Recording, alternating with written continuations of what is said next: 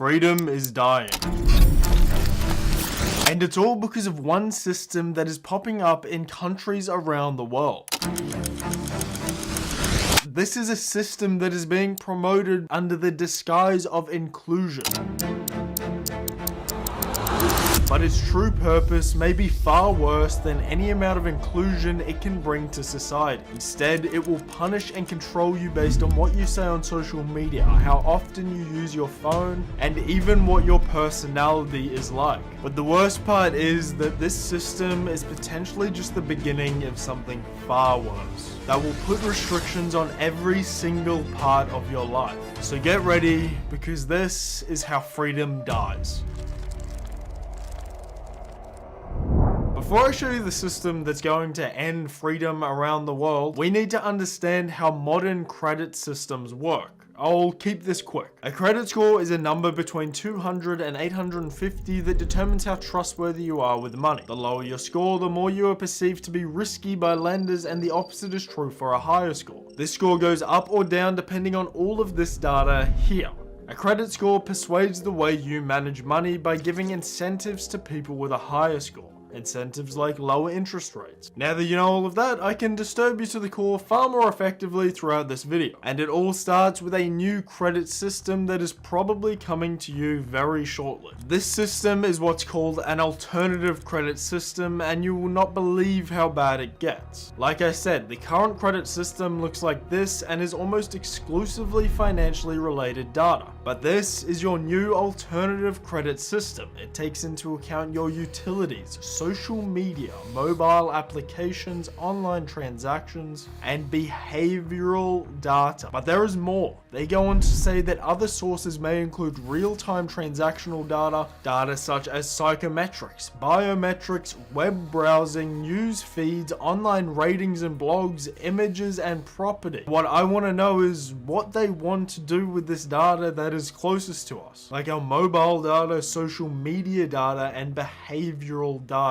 Let's start with our transportable cellular telephone. They say that mobile applications may collect data such as transport movements, geolocation, and transactional data. Also stating that the data subjects, aka us, may be unaware that their personal data is used for credit scoring, which is very odd, but let's continue. Substantial increase in smartphone use has given rise to data that may be used to assess the behavioral patterns of mobile phone users, adding that mobile data may provide detailed information and insights into consumer behavior. This surveillance continues to become more intrusive when social media is added to the mix, with them saying that social media research has suggested that the number of posts and their frequency may lead to a better understanding of the lifestyle of consumers, their expenditures, and their willingness to repay debt. And to finally top off your new credit score, they're going to be adding behavioral data to the mix, more specifically psychometric tests. These tests are used to understand an individual better by looking at their personality, achievement orientation, intelligence, needs, or motivators. So they want to track your phone usage, what you post on social media, how often you use social media, and what your personality is like. Now, if I was someone with a cloth over my eyes, I pity the fool. I would say it all makes sense, because they don't want to give loans to people that they can trust, and diving into someone's psychology and behavior is a surefire way to see if someone is trustworthy, leading to what they describe as higher financial inclusion. But like a lot of you know, that is the dream that they sell, and is a far cry from the reality that it will be, and it looks a little like this. So you're on Twitter or Facebook, you see that they want to make it mandatory that you have to undergo a medical procedure just so you can live life. You speak out against it, but they are tracking what you say, and to them, speaking out is deemed as untrustworthy behavior, which drops your credit score. So slowly you start to stop expressing your views, because otherwise it will affect your entire life. That is unacceptable and is just one of the ways that this alternative credit system can be used. Social and and behavioral data has no place in a credit system. And I really don't mean to be the bearer of bad news, but what makes all of this worse is that this alternative credit system is most likely coming worldwide, already being implemented in Indonesia, India, Brazil, Kenya, and also Hong Kong, along with Australia, Singapore, United Kingdom, Taiwan, and China, all setting up sandbox environments for this system. But what really drives home the fact that this is going to be implemented around the world is that the World Bank are actively promoting this new credit system, stating credit scoring has immense potential to assist the economic growth of the world economy, along with our good friends the World Economic Forum saying that ACS will not replace traditional financial-based credit scoring. The dream is for both to live side by side. I would also like to mention that almost every bit of information so far I have showed you is from either the World Bank or the World Economic Forum. Ultimately, I think this is more of a question of when will it be implemented rather than if. This alternative credit system will have the power to start influencing everyone's social and psychological behavior in ways that are absolutely unacceptable. But the worst part of all of this is the fact that this may be the start of a potentially larger freedom-destroying system. A system that will track every single thing you do in your life. That system is a social credit system.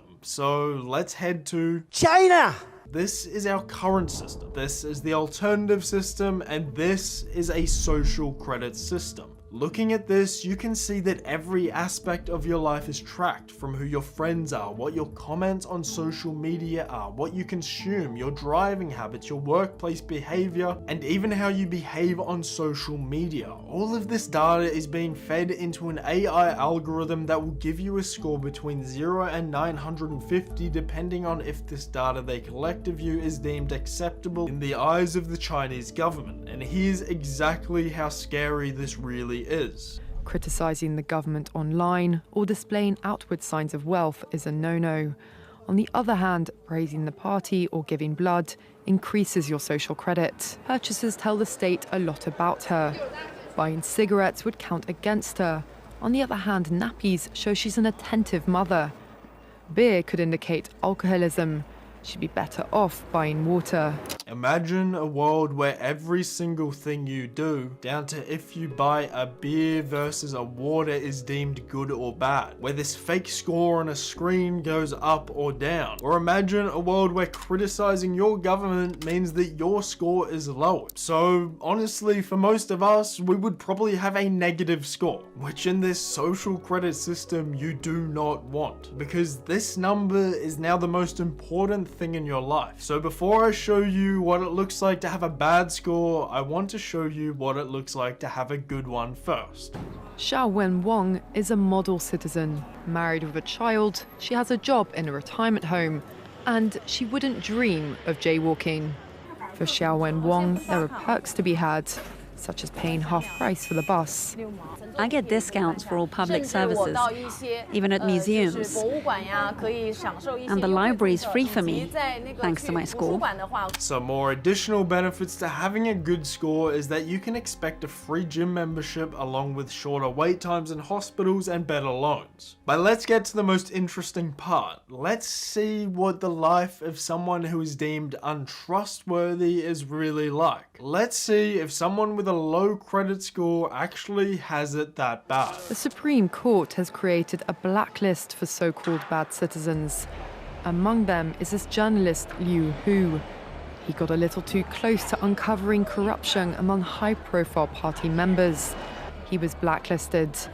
He only realized when he tried to buy a train ticket and was told he was banned from traveling, punished because he's been branded untrustworthy by the state. Once you're blacklisted, you can no longer get a bank loan, start a business, buy an apartment, or even send your children to a private school. It is completely terrifying that a man who was speaking out for what he believed in was met with being blacklisted. This means he cannot get loans, start a business, buy a house, or even send his children to a private school. And this is just the start of it. Your score will affect almost everything, from access to social media, job opportunities, phone contracts, and if you can travel. But what I find is the truly saddest part of this entire system is how everyone in China perceives it. I think being ranked is a good thing. It forces us to be well behaved. Because you're not going to be punished if you haven't done anything wrong. It may seem scary, but it's just like that here. We're used to it, and anyway, we don't have a choice. It's only right to pay your debts. You have to blacklist those that don't. It's a matter of principle. Those people have to be condemned. Those people aren't honest, so they have to pay the price. The saddest thing is that I can see millions of people actively agreeing to this system, turning on their fellow men and women just like these people are. It's truly, truly terrifying, but the worst part is that this is only a quarter of the story. The new globalization 4.0 paradigm depends on wearable computers, interfacing with blockchain, holograms, and remote robotics. While touted as cutting-edge technology for use cases like visualizing complex surgery to separate conjoined twins, in reality, these systems are meant to disconnect us from our material selves and unleash profoundly destabilizing economic forces into the world. The new game is blockchained skill badges, soulbound tokens, that will enable AI to rank and sort applicants for global gigs for the lowest wages. While conservatives rush to embrace crypto as a technology of liberation, they don't seem to comprehend how globotics can only undermine feeble attempts to protect living wage jobs in their communities. In Web3 and beyond, we need to be concerned about AI and automation, not immigrants. Yes, there will continue to be dispossessed people, because as movable assets, pawns in the game, they fuel impact markets. Social, economic, and environmental displacement keeps the machine running, keeps the game in motion. Stability is anathema to the world brain, whose manifestation is tied to an elusive quest for civilizational homeostasis. Other people are not our problem. The supercomputers running high-frequency trades based on Internet of Everything sensor networks for hedge fund bets should be the focus of our attention. Unfortunately, we've created an economic structure that demands that we keep looking in the other way. It's a structure that was built by our family members, our friends, community elders. Since the prospects for untangling it all are overwhelming, we inhabit old stories and create new ones that justify our internalized avoidance.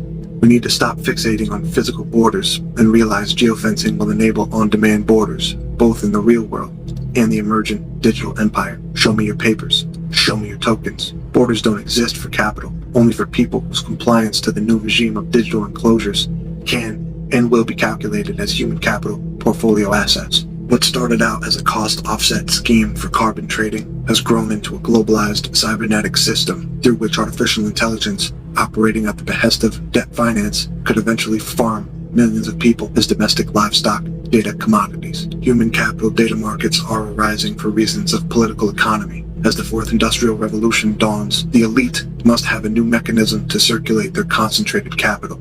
The spending of the poor and working class people will not be sufficient. Folks are carrying way too much debt as it is. This will become even a greater problem once automation and mass migrations make it impossible for millions of people to earn a stable living. Simply put, the financiers need new plumbing. Real estate served that purpose for a time, but the weight of toxic mortgages ultimately collapsed the housing market. Now they need something even bigger, because over the past decade, wealth has become even more concentrated. Moving forward, everything will be assessed in terms of impact, kind of like the technocrats tracking the energy credits. Thanks to Mark Zuckerberg, among others, the Trilateral Commission now has Pavlovian tools to tweak and nudge the masses, digital pawns in real time. It is at the point of impact that authoritarianism tightens its grip. So who gets to decide who or what will be impacted? Can a person refuse to be tracked as data for corporate profit? I'm guessing more and more interactions will become digitally mediated. Who specifies how the tracking happens? How it's analyzed? By a person or an algorithm? Visit beardedheretic.com for more. Follow my Telegram channel at t.me/beardedheretic or search Bearded Heretic on Telegram. You can also DM me directly at The Bearded Heretic, and follow me on TikTok at beardedheretic.com, Twitter at beardedheretic1, and subscribe to my Odyssey channel, Bearded Heretic YouTube, which has most of my old videos from my old YouTube channel that had over 11,000 subscribers and was terminated.